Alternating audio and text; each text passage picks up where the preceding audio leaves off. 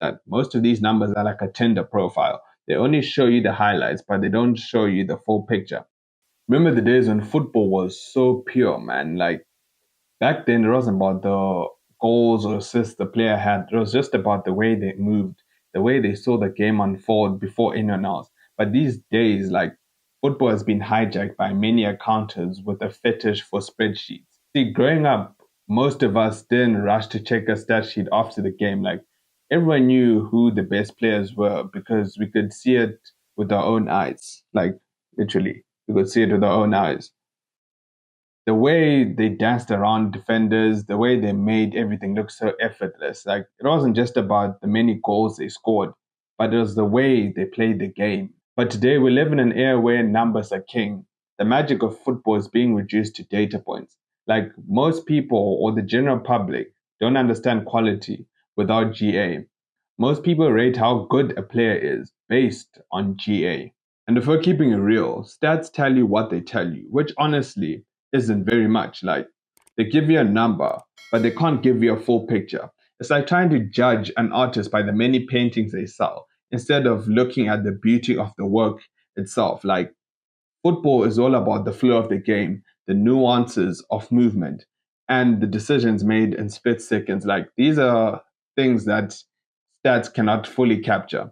Take Pirlo and Iniesta, for example. Now, I can't tell you like the amount of goals or assists like these guys scored, but if you're going purely by GA output, like these guys don't hold a candle to players like your Kevin De Bruyne. But anyone who's got a pair of eyes and actually watches football would know that these guys brought something a lot more to the table, like something that you can't quantify with with numbers. These are the guys who dictated the flow of the game, the guys who could change the course of a match with a single touch or a weighted pass. Like their influence was beyond what any stat sheet could capture, and they were the heartbeat of their teams. And you can't, and I reiterate, you cannot measure this in numbers. It's just a pure fact.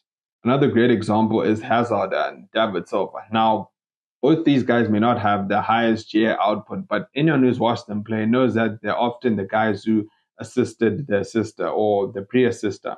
And these are the guys that did something or contributed in the build-up. And their vision, dribbling, and ability to draw multiple defenders created space and opportunities for their teammates, even though they didn't end up getting the final pass or goal. I also use cricket as an example. Like for you guys that watched Rahul Dravid, like you know that this guy wasn't like the flashiest of players. Like his value wasn't in flashy centuries or sky high strike rate. Like it was in his resilience, the ability to anchor in innings, his ability to weather the storm when the team was in trouble. Like if you guys remember, if you look back at his 233 against Australia, like that's a classic innings, one of the greatest innings of all time.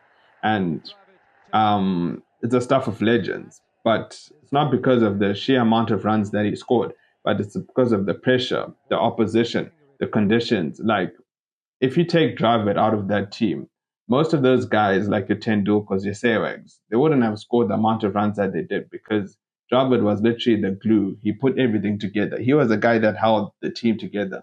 And if it wasn't for him, most of those guys wouldn't have had the careers um, that they ended up having. And yet, if you end up scrolling through his career averages, which is still pretty insane, like I'm not too sure on the exact numbers, but I'm pretty sure it's in the high 50s.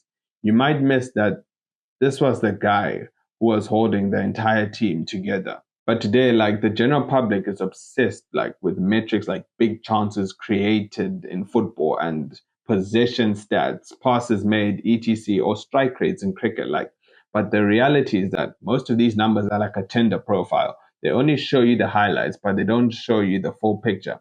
Like a footballer could go past four or five players, create space, and make a simple pass that leads to a goal. But only the final pass or goal is credited to the person who actually made it. Like only the final pass or goal counts on the stat sheet.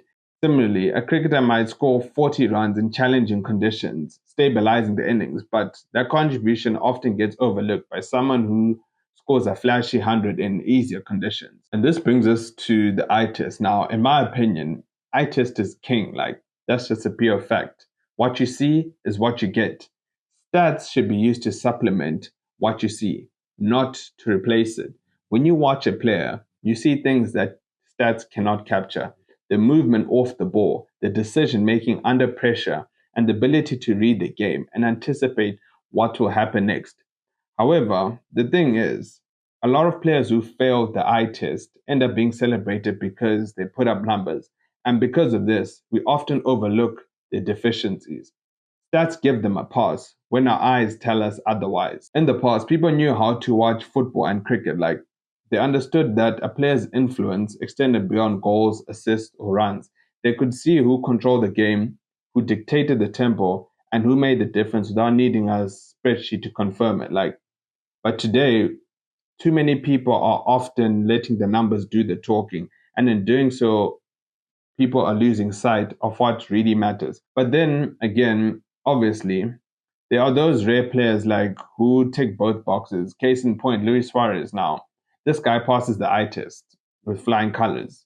He has the stats to back it up, even though I don't know what his numbers are. He has the knack of scoring goals, assisting, and his sheer footballing intelligence was undeniable. And in cricket, you look at someone like AB de Villiers, and it wasn't just about the numbers, even though I'm sure his numbers were pretty crazy. It was about how he read the game, the ability to adapt to any situation, and his relentless pursuit of excellence. And it's like these players remind us that it's possible to have both the beauty and the stats. And the reality is that as we continue to lean on stats to define greatness, we risk stripping the soul of the game. Like, we're not just simplifying football or cricket or any sport of that matter, we're oversimplifying them to the point of distortion. Like, what we're left with are hollow numbers that can't capture the nuance, the artistry, or the impact of a player like a Dravid, a Pirlo, Iniesta, a Zidane, or even a Pogba. Like, we're losing the ability to appreciate the game for what it is: a complex, beautiful dance where the intangibles often matter more than the quantified. And to be honest, we're heading towards a future where I feel like players who pass the eye test are no longer valued, and where the game's beauty is being reduced to a spreadsheet. And if that's where we're going, I'm sorry, but I guess the game is not evolving; it's regressing. And yeah, those are my thoughts and opinions. Let me know what you guys think. Big up as always. Make sure you like the video, subscribe to the channel if you're new, and yeah, I'll catch you guys in the next one. Until then, people, in a bit.